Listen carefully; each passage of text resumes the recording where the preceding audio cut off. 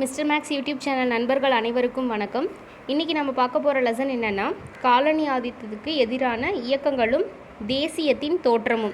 இந்த லெசன் ஃபுல்லாக வந்து பார்த்திங்கன்னா, நம்ம 8th ஒரு லெசன் படித்தோம் இல்லைங்களா, சந்தால் கழகம், இண்டிகோ கழகம், நிறைய கழகங்கள் படிச்சிருப்போம் இல்லைங்களா, அந்த கழகங்கள் பற்றியும் இந்த லெசனில் பார்ப்போம். அப்புறம் தேசியத்தின் தோற்றத்தில் வந்து பார்த்திங்கன்னா ஐஎன்சி, இந்திய நேஷனல் காங்கிரஸ், இந்திய தேசிய இயக்கம் வந்து எப்போ இந்திய காங்கிரஸ் இயக்கம் வந்துட்டு தோற்றுவித்ததை பற்றி தான் நம்ம இந்த லெசனில் பார்க்க போகிறோம். ஃபஸ்ட்டு வந்து பார்த்திங்கன்னா, இந்த லெசனே வந்துட்டு 3ஆக ஸ்ப்ளிட் பண்ணிவிட்டு இன்றைக்கானது வந்து பார்த்திங்கன்னா இன்றைக்கி பார்க்கலாம். ஃபஸ்ட்டு வந்து பார்த்திங்க அப்படின்னா, எப்போ வந்துட்டு தேசிய காலனி ஆதிக்கம் தொடங்குனுச்சு அப்படின்னா, நம்ம பிளாசி போர் அப்போ தான். பிளாசி போர் எந்த இயர்? 1757ஆம் ஆண்டு தான் வந்து பார்த்திங்கன்னா ஜூன் 23 பிளாசி போர் நடைபெற்றிருக்கும். யாருக்கும் இடையில் அப்படின்னா, சிராஜ் உத்தௌலா, வங்காள நவாபான சிராஜ் உத்தௌலாவுக்கும் ஆங்கிலேயர்களுக்கும் இடையே வந்து பார்த்திங்கன்னா பிளாசி போர் நடைபெற்றிருக்கும். இந்த பிளாசி போகிறப்போ வந்து பார்த்திங்கன்னா சிராஜ் உத்தௌலா வந்து தோற்கடிக்கப்படுவார். சரிங்க, சிராஜ் உத்தௌலா வந்து தோற்கடிக்கப்படுவார். அதுக்கு பதிலாக அவருடைய சித்தப்பா, அதாவது மிர் ஜாஃபரை வந்துட்டு அரியணையில் ஏற்றுவாங்க. சரிங்களா, வங்காளத்தின் புதிய நவாபாக மிர் ஜாஃபரை வந்துட்டு ஆங்கிலேயர்கள் வந்துட்டு நவாபாக அறிவிப்பாங்க. அந்த அறிவிப்பு விட்டதுனால மிர் ஜாஃபர் வந்துட்டு ஆங்கிலேயர்களுக்கு எவ்வளோ அமௌண்ட்டு கொடுத்துருப்பாரு அப்படின்னா, 2,25,00,000 ரூபாயை வந்துட்டு பார்த்திங்கன்னா 1757 1960 அவர் கொடுத்துருப்பாரு. இவங்க இந்த அமௌண்ட்டை வச்சு அவங்களுடைய தொழில் புரட்சியை வந்து ஸ்டார்ட் பண்ணியிருப்பாங்க. இங்கே மட்டும் இல்லாமல், இந்தியாவில் மட்டும் இல்லாமல் அவங்களுடைய சொந்த நாடான பிரிட்டன்லேயும் வந்து பார்த்திங்கன்னா தொழில் புரட்சிக்கு வந்துட்டு இந்த அமௌண்ட் அவங்க வந்து பயன்படுத்திக்குவாங்க. அதுக்கப்புறம் வந்தது தான் வந்து பார்த்திங்கன்னா பக்சார் போர். பக்சார் போர் வந்துட்டு 1764 நடைபெற்றிருக்கும். மிர் ஜாஃபர் வந்து நிறைய கொடுத்துட்டே இருப்பார். பட் இருந்தாலும் ஆங்கிலேயர்கள் சொன்ன எல்லா விஷயத்துலையும் வந்துட்டு நம்மளால் கண்ட்ரோல் பண்ணிக்க முடியாது. அதனால் மிர் ஜாஃபரோடைய மருமகன் மிர் காசிமை வந்து பார்த்திங்கன்னா அவங்க வந்துட்டு அரியணையில் ஏறுவாங்க. மிர் காசிமும் வந்து பார்த்திங்கன்னா சில டைமில் அவங்களுக்கு சுங்கவரி விலக்கு ஆணையை அவர் பிறப்பிச்சுப்பார். அதுக்கு எதிராக ஆங்கிலேயர்கள் வந்து நீங்கள் அதை செய்யக்கூடாதுன்னு சொன்னதுனால மிர் காசிம், சூஜா உத்தௌலா, 2ஆ ஷா ஆலம், இவங்க 3 பேரும் சேர்ந்து ஆங்கிலேயர்களுக்கு எதிராக போர் செய்வாங்க. அந்த போர் தான் பக்சார் போர். இது பக்சார் அப்படின்ற இடத்துல நடைபெற்றதுனால அது பக்சார் போர்னு சொல்லுவாங்க. இந்த பக்சார் போரில் நம்மளுடைய இந்திய படைகள் மிர் காசிம், சூஜா உத்தௌலா, 2ஆம் ஷா ஆலம் எல்லாருமே வந்துட்டு தோற்று போயிடுவாங்க. சூஜா உத்தௌலாவும் 2ஆ ஷா ஆலமும் தனித்தனியாக ஒவ்வொரு உடன்படிக்கை போடப்பட்டு அவங்களுடைய பகுதிகள் ஆங்கிலேயர் எடுத்திருப்பாங்க. அதே மாதிரி மிர் காசிம் வந்து பார்த்திங்கன்னா அவரையும் வந்துட்டு பதவியிலேருந்து எடுத்துட்டு மிர் ஜாஃபர் அவரையே வந்து மீண்டும் வந்துட்டு வங்காள நவாபா உத்தரவிட்டுருவாங்க. சரிங்களா, இந்த நடந்துட்டுருக்கும் போது இப்போது ஃபுல்லாக எல்லா பகுதிகளும் ஆட்சிக்கு கொண்டு வந்துட்டாங்க. இதனால் என்ன நடக்கும் அப்படின்னா, நிறைய வரி விதிப்பாங்க. விவசாயிகளுக்கும் பழங்குடியினர்களுக்கும் நிறைய ப்ராப்ளம்ஸ் ஏற்படும். ஏன்னா ஒவ்வொரு பகுதிகளையும் நான் வந்து மாடர்னைசேஷன் பண்ணுறேன், ஒவ்வொரு பகுதிகளையும் நான் வந்துட்டு ரயில்வே ரோட் போடுறேன் அப்படி இப்படின்னு சொல்லிட்டு அவங்களுடைய பகுதிகளை ஆக்கிரமிப்பு பண்ணுவாங்க. ஆக்கிரமிப்பு பண்ணது மட்டும் இல்லாமல் அவங்கள துரத்தி விட்டுட்டு அவங்களுக்கு வாழ்வாதாரமே இல்லாமல் பணம் வந்துட்டு பார்த்திங்கன்னா கடன் வாங்கி கடனால் நிறைய பாதிக்கப்படுவாங்க. அப்படி பாதிக்கப்பட்டு இருக்கும் போது தான் ஒவ்வொரு இடத்துலேருந்து ஒவ்வொரு கிளர்ச்சிகள் வந்து ஸ்டார்ட் ஆகிருக்கும். அதில் ஃபஸ்ட்டு நம்ம பார்க்க போகிறது பார்த்திங்கன்னா விவசாய கிளர்ச்சிகள். ஓகேங்களா, இந்த விவசாய கிளர்ச்சிகளில் ஃபஸ்ட்டு என்ன வரும் அப்படின்னா ஃபராசி இயக்கம்.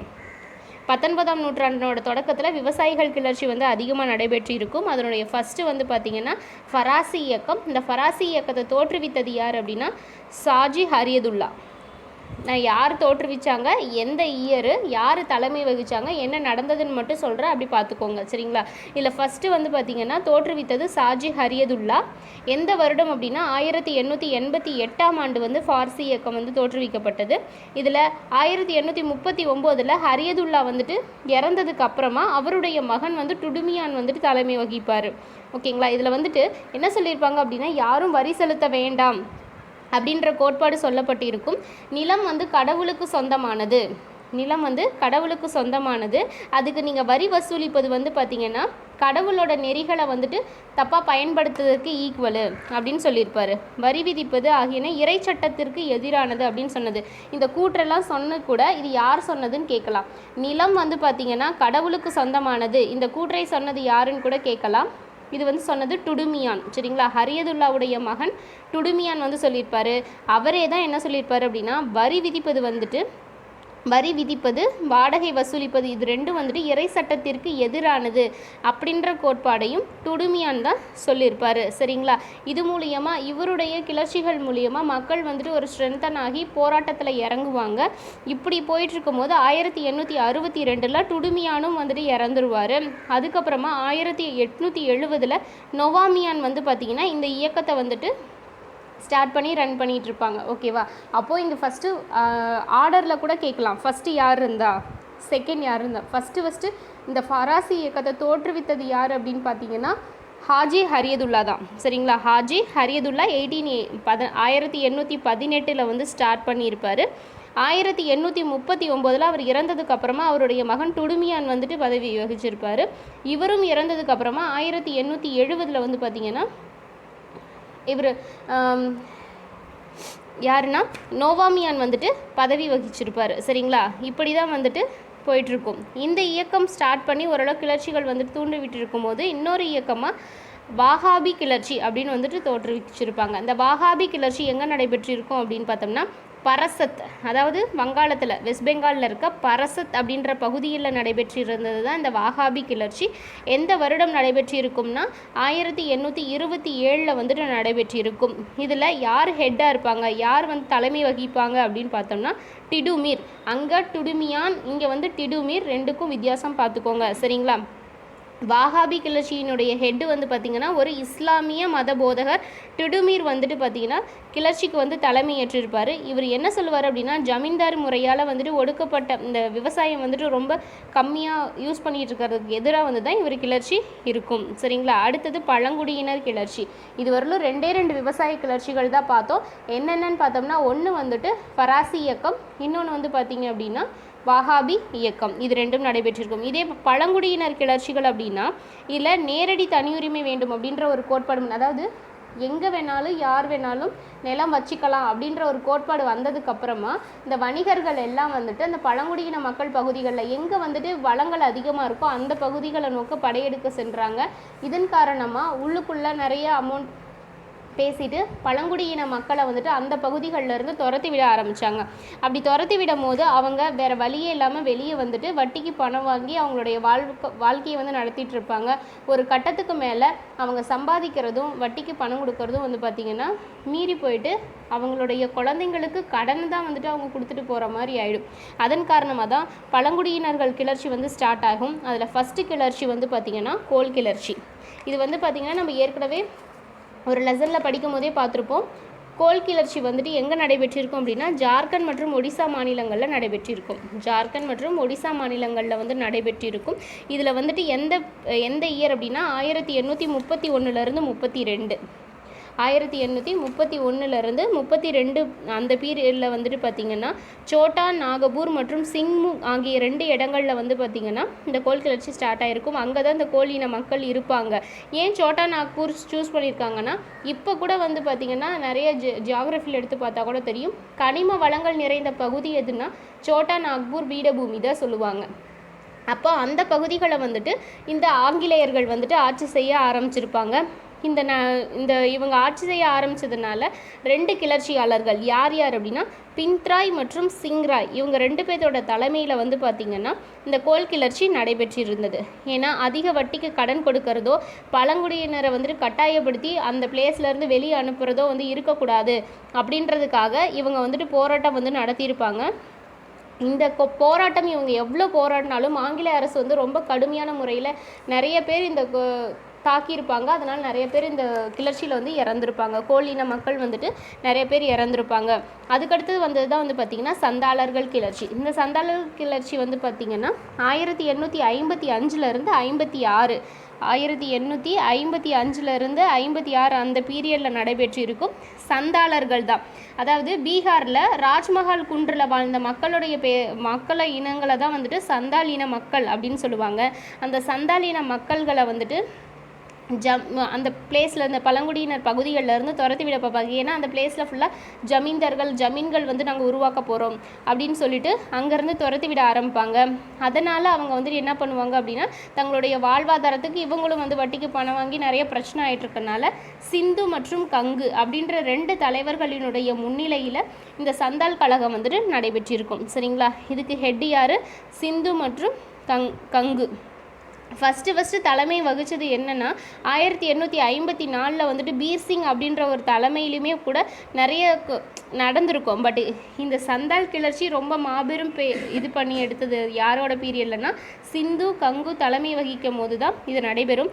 இந்த புரட்சியின் அப்போ வந்து பார்த்திங்கன்னா என்ன நடக்கும் அப்படின்னா, எங்களுக்கு வந்துட்டு கடவுள்கிட்டருந்து தேவ செய்தி வந்துருச்சு, நாங்கள் வந்து கண்டிப்பாக புரட்சியில் ஈடுபட போகிறோம் அப்படின்னு சொல்லி தான் சிந்துவும் கனுவும் வந்துட்டு அந்த புரட்சியில் இறங்குவாங்க. அந்த தேவ சக்தி கிடச்சிருச்சு அப்படின்னு சொல்லிட்டு அவங்க சொன்னதுனால மற்ற மக்களும் வந்து பார்த்திங்கன்னா அவங்களோட சேர்ந்து புரட்சியை வந்து ஆரம்பிப்பாங்க. இந்த கூற்றை கூட கேட்டிருக்காங்க. அதாவது, எங்களுக்கு வந்துட்டு பார்த்திங்கன்னா கடவுளிடமிருந்து தேவ செய்தி கிடைத்ததாக அறிவித்தது யார்? நாங்கள் வந்துட்டு புரட்சியை ஸ்டார்ட் பண்ண எங்களுக்கு தேவ செய்தி கிடைச்சிது அப்படின்னு அறிவிச்சிட்டு கிளர்ச்சியில் ஈடுபட்டவர்கள் யார் அப்படின்னா சிந்து மற்றும் கனு. சரிங்களா? இவங்க என்ன பண்ணுவாங்கன்னா போராட்டத்தை ஸ்டார்ட் பண்ணிடுவாங்க. வில்லில் அந்த விஷம் தடவின வில்லு இருக்குது இல்லைங்களா, அதை யூஸ் பண்ணியிருப்பாங்க. கோடாரிகள், கத்திகள் எல்லாத்தையும் யூஸ் பண்ணி நிறைய பீப்புளை வந்துட்டு கொலை பண்ணியிருப்பாங்க. ப்ளஸ் வந்துட்டு இதில் போலீஸ்காரர்களும் 2 பேர் இறந்துருப்பாங்க. சரிங்களா? அதன் காரணமாக 1855 வந்து பார்த்திங்கன்னா அந்த பகுதிகளை ஒழுங்குமுறைப்படுத்திட்டு சந்தால் பர்கானா அப்படின்ற ஒரு தனி பர்கானா மண்டலத்தையே வந்துட்டு உருவாக்கியிருப்பாங்க. அந்த சட்டம் வந்துட்டு நிறைவேற்றப்பட்டிருக்கும். அப்போ சந்தால் கிளர்ச்சியினோட எண்டில் அவங்களுக்கு சந்தால் பர்கானா மண்டலம் அப்படின்ற தனியாக ஒரு இது கிடச்சிருக்கு. அப்போது அதுதான் அவங்களுடைய சக்ஸஸாக பார்க்குறாங்க. ஓகேங்களா? அடுத்தது வந்து பார்த்திங்கன்னா முண்டா கிளர்ச்சி வந்து எடுத்துக்கிட்டிங்கன்னா ராஞ்சியில் வந்துட்டு நடைபெற்றிருக்கும். ராஞ்சியில் இக்காலகட்டத்தில் உலுக்குகான் கிளர்ச்சி அப்படின்னு சொல்லுவாங்க. அதாவது பெரிய கழகம் அப்படின்னு இதுக்கு பேர் சொல்லுவாங்க. இந்த முண்டா அப்படின்றவங்க யார் அப்படின்னா கூட்டாக சேர்ந்து வந்துட்டு விவசாயம் பண்ணி விற்பாங்க. அதாவது இப்போ நம்ம சொல்லிட்டு இருக்க கலெக்டிவ் ஃபார்மிங் மாதிரி அப்பயே அவங்க பண்ணிகிட்டு இருப்பாங்க. எல்லா விவசாய நிலங்கள்லையும் வந்துட்டு எல்லாரும் சேர்ந்து ஒர்க் பண்ணுவாங்க. அதுக்கு இவங்க என்ன பேர் சொல்கிறாங்க அப்படின்னா குண்டக்கட்டி, அதாவது கூட்டு சொத்து அப்படின்ற முறையில் முண்டா மக்கள் வந்துட்டு வேளாண்மையை செஞ்சிட்ருப்பாங்க. அந்த டைமில் இவங்க வழக்கம் போல் அந்த பகுதிகள் ஆக்கிரமிப்பு பண்ண போகும்போது முண்டா பகுதிகளில் இருந்த மக்கள் வந்துட்டு பார்த்திங்கன்னா கிளர்ச்சியில் ஈடுபட்டிருப்பாங்க. இதுக்கு தலைமை தாங்கினவர் யார் அப்படின்னா பிர்சா முண்டா அப்படின்றவர் தான் தலைமை தங்கியிருப்பார். சரிங்களா? பிர்சா முண்டா இவர் வந்து பார்த்திங்கன்னா அவரை சொல்லிக்கிறாருன்னா தம்மை வந்து கடவுளின் தூதுவர் அப்படின்னு சொல்லிட்டு மக்களோட இயக்கத்திற்கு வந்துட்டு ஹெல்ப் பண்ணியிருந்திருப்பார். சரிங்களா? தன்னை கடவுளின் தூதர் அப்படின்னு சொன்னது யாருன்னா பிர்சா முண்டா. சரிங்களா? இவங்களும் ரொம்பவே வந்துட்டு பார்த்திங்கன்னா போராட்டங்களில் இறங்கியிருப்பாங்க. கிறிஸ்துவ நாள் அன்னைக்கு, அதாவது ஒரு கிறிஸ்டியன் டே அன்னைக்கு வந்து பார்த்திங்கன்னா கிறிஸ்துமஸ் நாளில் 1889 இவங்க கிளர்ச்சியை ஸ்டார்ட் பண்ணியிருப்பாங்க. அதாவது இந்துவில் இருந்துட்டு கிறிஸ்டியனாக மாறின எல்லாத்து மேலேயும் வந்து அம்பை தொடுத்து கொலை பண்ணியிருப்பாங்க. இந்த மாதிரி ப்ராசஸ் நடந்துகிட்ருக்கும் போது கிளர்ச்சி அடக்கும் போது பிர்சா முண்டா வந்து கைது செய்யப்படுவார். எந்த வருடம் அப்படின்னா 1900 வந்து பார்த்திங்கன்னா பிப்ரவரி மாதம் வந்துட்டு பிர்சா முண்டா கைது செய்யப்படுவார். அவர் ஜெயிலே இறந்துருவார். ஓகேங்களா? ஜெயிலே இறந்துருவார். அதுக்கப்புறம் வந்து பார்த்திங்கன்னா முண்டா மக்களுடைய கிளர்ச்சிகள் வந்து அப்படியே கண்டினியூ ஆகிட்டே இருக்கும். அப்போ எண்ட் ஆஃப் இந்த முண்டா கிளர்ச்சியில் வந்துட்டு 1908 எப்போ 1900 1908 வரையிலும் இவங்க போராட்டம் நடத்திட்டே இருக்காங்க. 1908 தான் சோட்டா நாக்பூர் குத்தகை சட்டம் வந்துட்டு நிறைவேற்றப்பட்டு அவங்களுக்கான செக்யூரிட்டியை வந்துட்டு கவர்மெண்ட் கொடுக்கும். சரிங்களா? அப்போ சோட்டா நாகபூர் குத்தகை சட்டம் எந்த இயர் அப்படின்னா 1908. அப்போது நமக்கு வந்து கோல் கிளர்ச்சியில் வந்துட்டு 3 பழங்குடியின கிளர்ச்சி பார்த்துருக்கோம். கோல் கிளர்ச்சி, சந்தாளர்கள் கிளர்ச்சி, இன்னொன்று வந்து பார்த்திங்கன்னா முண்டா கிளர்ச்சி.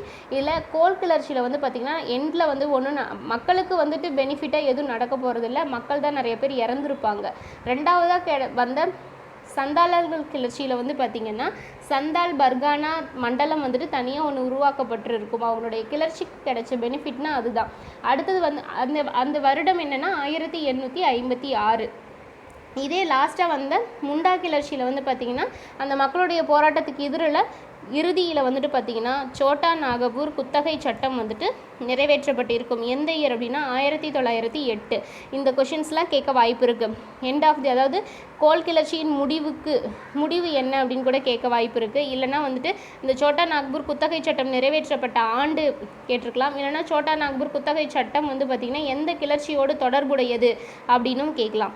சரிங்களா? இது எல்லாம் வந்து பார்த்திங்கன்னா தொடக்க காலத்தில் இருந்த விவசாய மற்றும் பழங்குடியினர் கிளர்ச்சிகளை தான் நம்ம இப்போ பார்த்துருக்கோம். ஓகேங்களா? நாளைக்கான கிளாஸில் வந்து பார்த்திங்கன்னா 1857 பெரும் புரட்சி வந்து படித்தோம் இல்லைங்களா? ஏற்கனவே ப்ரீவியஸ் கிளாஸில் பார்த்துருக்கோம். இருந்தாலும் இந்த புக்கில் இருக்க எக்ஸ்ட்ரா பாயிண்ட்ஸ் எல்லாத்தையும் நாளைக்கு டிஸ்கஸ் பண்ணலாம். ஓகேங்களா? தேங்க்யூ.